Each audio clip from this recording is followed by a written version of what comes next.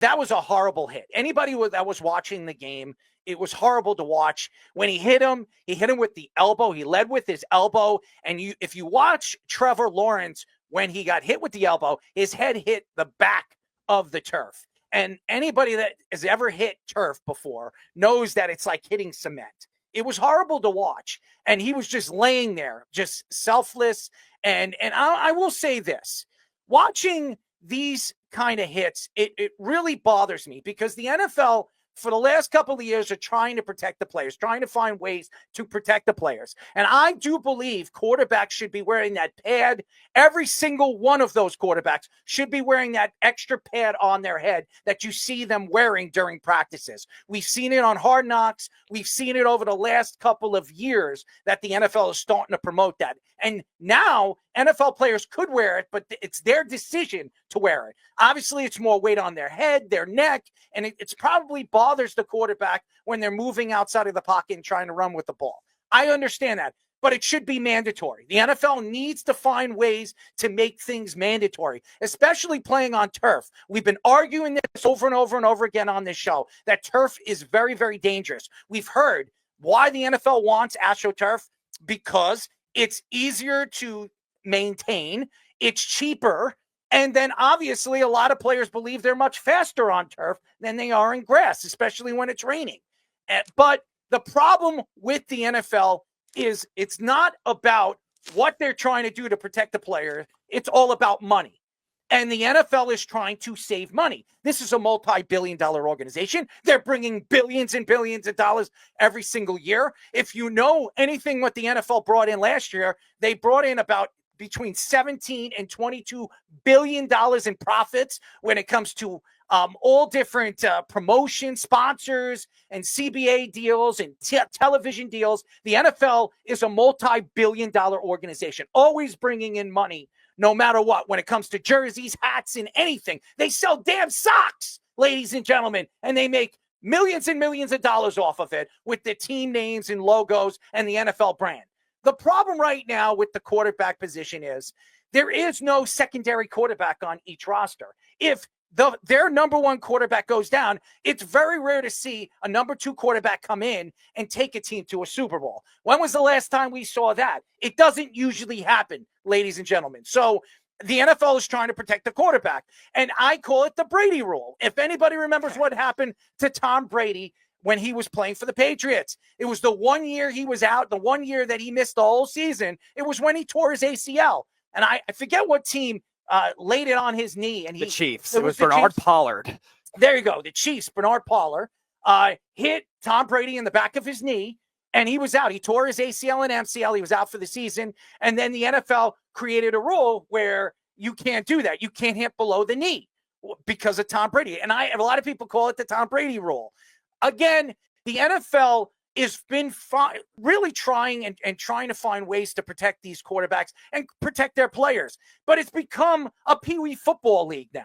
It's become really a flag football league. As we all know, Tyreek Hill loves the fact that flag football is going to the Olympics in the next 4 years. They're bringing flag football, and Tyreek is going to be one of those United States players that's going to lead the United States to glory. But one sport he can actually win the Olympics. Yeah, well, that's for sure. I mean, well, he won. He won with the Kansas City Chiefs, but he's not beating Noah Lyles.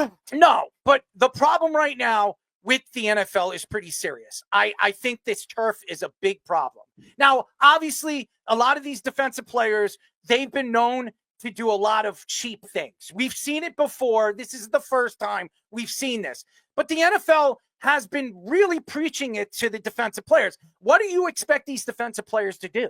I mean, they're leading with their elbow, and that's a penalty? I mean, for years, we've seen guys lead with their fist, lead with their helmets, and not get in trouble. How many players in history have CTE because players were leading with their helmets? Now, all of a sudden, they're leading with their elbows. Their elbows, and it's an illegal hit. Now, I'm not saying it wasn't illegal. I'm not saying it wasn't cheap. It absolutely was cheap with the rules the NFL has brought, obviously, in changing over the last couple of years. But to me, it's nonsense to believe that leading with your elbow is worse than leading with your helmet, okay? And again, I understand that the NFL is trying to protect the quarterbacks. And I agree. Trevor Lawrence, that was absolutely intentional. I love the fact that his players came to his aid. We've seen a lot of different players over the years. I remember with Pittsburgh and what's his name again? Montez Perfect, you're talking about? Montez Perfect.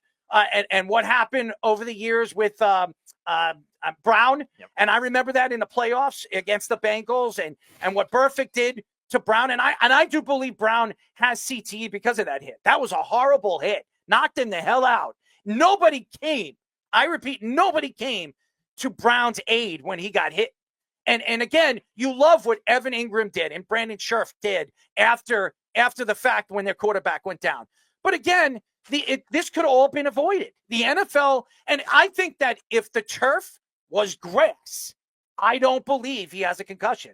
It wasn't his elbow and leading with his elbow that gave him a concussion. It was his head hitting the turf that gave him that concussion. So the NFL is trying to make excuses and trying to find ways to hide this situation for what it is. Right now, the NFL should be looking into this situation, the turf. There are wide receivers going up for catches and landing on their heads and getting concussions and all these different things, these head trauma problems, these neck trauma problems because of the AstroTurf. The NFL needs to investigate it. It's a big problem. It has nothing to do with not saying that obviously Azeez Al-Shaiir didn't do something wrong and didn't lead with his elbow and that wasn't illegal, but it wasn't the thing that knocked out Trevor Lawrence. It was his helmet hitting the turf. Anybody that was watching it and watched his head hit the back of the turf was the thing that knocked him out. It had nothing to do with his elbow. Mm-hmm. It was just the torque of his elbow hitting him as fast as it did when he was sliding. That's what sent his head hitting the turf. It had nothing to do with the elbow, by the way. Yeah. I keep saying that. And he was watched it over and over and over again. Watch it here. I mean, actually, I don't think this is the perfect one. This is the perfect one. So if you actually go back to it and you watch him slide, you can see when he was sliding, the elbow hit him and his head bounced off the turf. Correct. That's what knocked him out. He was knocked out flat, cold. Yep. Okay. And that's the problem right now. It has nothing. Obviously, there shouldn't be any bad illegal hits like this. And Jabba, you know all about this. You were a professional athlete. There are obviously rules that you have to follow, but it had nothing to do with it. I'm telling you, it had nothing to do with it. Obviously, the sliding rules change. I'll never forget too when Mark Sanchez first came in, and I'll touch on your Jets before you get there. Please don't. He didn't know how to slide, so Joe Girardi had to go teach him how to slide. And I get it. Obviously, I've never played at that level, but when you're going after somebody and you're full speed and these dudes are elite athletes, it's tough to do. I'm not saying it was malicious. I'm not saying it was anything. Fish, did you have to pick I'm sorry. Did you have to, out of all the videos you picked of Mark Sanchez, the butt fumble? Seriously, what a disgrace. What a disgrace. That's the thing. That's the only thing I remember Mark Sanchez doing. You were talking about sliding, so I had to bring it up. But no, I think turf is in the conversation of what it is. I also think there's other aspects I'm running full speed at you. It's hard to stop. We all know that. And is there malice behind it? And it was interesting listening to Monday Night Football today with those guys. And they asked Adam Schefter if when somebody does something, do they just use it as the one incident or do they take their history into it? And we're all in agreement. No, they take their history into it. If they've done it before, it's going to be different. And, I was kind of thinking about that and trying to understand, man, if you have a repeat offender, right? You're going to get a little bit bigger punishment or fine or whatever it may be. But if it's just oh, damn, you know what? I was locked in. I was doing my stuff. I got him. Here it is. So I think there's twofold of it all. I think it's if you're a guy that is literally known for that, then it's one thing. But if you're not, then it's case by case basis.